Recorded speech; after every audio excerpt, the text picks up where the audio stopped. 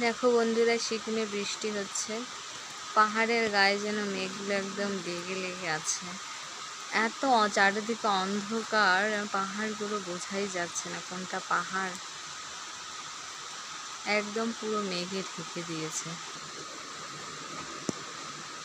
Just তোমরা দেখো চারিপাশটা কিরকম অন্ধকার হয়ে গেছে।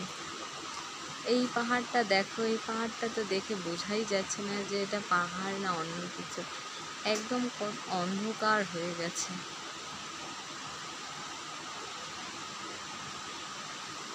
আর এটা দেখতে পাচ্ছ, এটা কিন্তু নদী, কিন্তু বোঝা যাচ্ছে না যে নদীটা।